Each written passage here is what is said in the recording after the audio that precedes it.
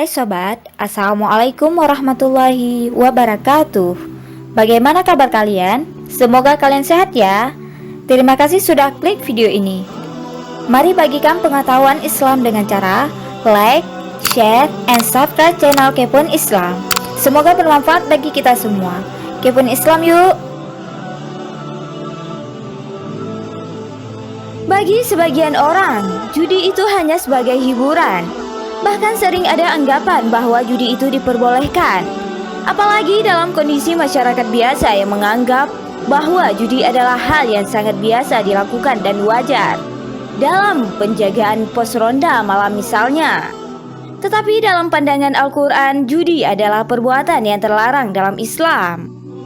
Allah Subhanahu wa Ta'ala berfirman dalam surat Al-Baqarah ayat 219.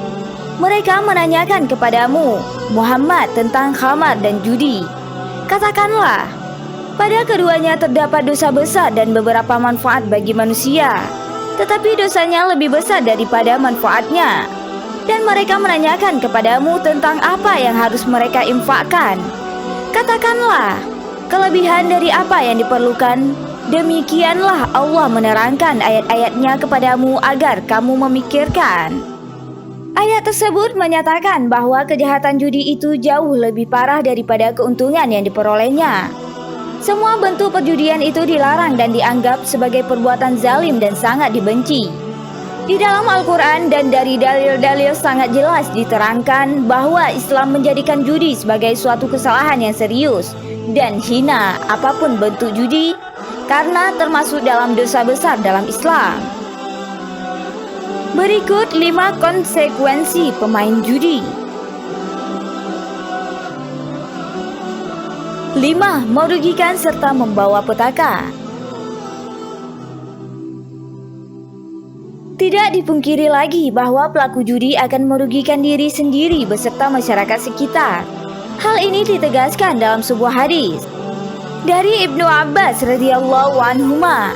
Rasulullah sallallahu alaihi wasallam bersabda, apabila telah marak perzinaan dan praktek ribawi di suatu negeri, maka sungguh penduduk negeri tersebut telah menghalalkan diri mereka untuk diazab oleh Allah. Hadis riwayat Al-Hakim. Dalam hal ini, petaka yang akan merugikan bisa diidentifikasi sebagai bala atau azab dari Allah kepada penduduk negeri setempat. Dan akan sangat disayangkan bahwa petaka tersebut tidak hanya mengenai orang yang berbuat maksiat saja, namun juga akan mengenai orang soleh. Nauzubillah. 4. Menimbulkan permusuhan di antara manusia. Allah Subhanahu wa Ta'ala berfirman dalam surat Al-Maidah ayat 91. Sesungguhnya setan itu bermaksud hendak menimbulkan permusuhan dan kebencian di antara kamu lantaran meminum khamar dan berjudi itu.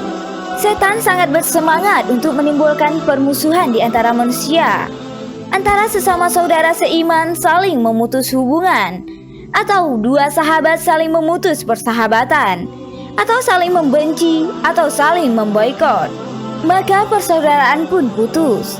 Mereka saling memutuskan hubungan satu sama lain, saling menjauhi, saling mencela, dan mudah untuk menggibah dan melukai kehormatan saudaranya, menuduhnya dengan hal yang buruk. Semua itu terjadi karena sebab judi. Maka dari itu, beruntunglah bagi orang-orang yang mengetahui dan menyadari efek buruk yang ditimbulkan judi ini. Allah Subhanahu wa Ta'ala berfirman dalam surat Al-A'raf ayat 27. Hai anak Adam, janganlah sekali-kali kamu dapat ditipu oleh syaitan sebagaimana ia telah mengeluarkan kedua ibu bapakmu dari surga.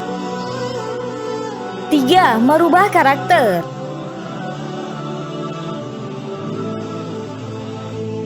Judi adalah perbuatan berbahaya karena dampaknya seseorang yang baik dapat menjadi jahat.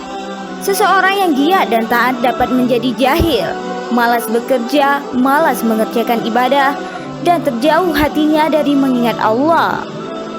Dia akan menjadi orang pemalas, pemarah, matanya merah, badannya lemas dan lesu dan hanya berangan kosong. Dan dengan sendirinya akhlaknya rusak, tidak mau bekerja mencari rezeki dengan jalan yang baik, selalu mengharap-harap kalau mendapat kemenangan. Dalam sejarah perjudian, tidak ada orang kaya karena berjudi. Malah sebaliknya yang terjadi. Banyak orang yang kaya tiba-tiba jatuh miskin karena judi. Banyak pula rumah tangga yang aman dan bahagia tiba-tiba hancur karena judi. 2. Harta haram merusak ketenangan.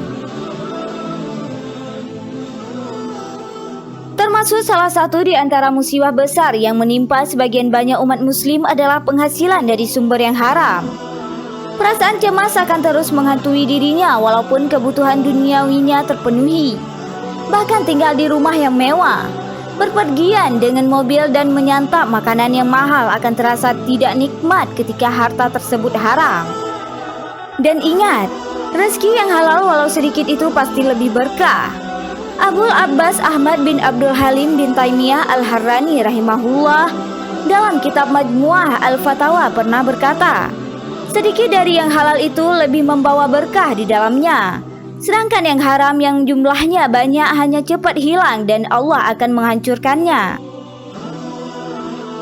1. Penyebab terhalangnya doa. Dari Abu Hurairah radhiyallahu anhu, ia berkata, Rasulullah sallallahu alaihi wasallam bersabda, sesungguhnya Allah Ta'ala itu baik, tidak menerima kecuali yang baik, dan sesungguhnya Allah memerintahkan kepada kaum mukminin seperti apa yang diperintahkan kepada para rasul. Allah Ta'ala berfirman, wahai para rasul, makanlah dari makanan yang baik-baik dan kerjakanlah amal soleh. Dan Allah Ta'ala berfirman, wahai orang-orang yang beriman, makanlah dari rezeki yang baik yang kami berikan kepadamu. Kemudian Rasulullah SAW menyebutkan seseorang yang lama berpergian, rambutnya kusut, berdebu, dan mengadahkan kedua tangannya ke langit, lantas berkata, wahai Rabbku, padahal makanannya haram, minumannya haram, pakaiannya haram, dan ia dikenyangkan dari yang haram. Bagaimana mungkin doanya bisa terkabul? Hadis riwayat Muslim. Allahu Akbar. Semoga kita semua dijauhkan dari perbuatan keji dan merugikan diri sendiri serta orang lain, khususnya bermain judi baik online maupun offline. Amin amin ya rabbal alamin. Wallahu a'lam bishawab.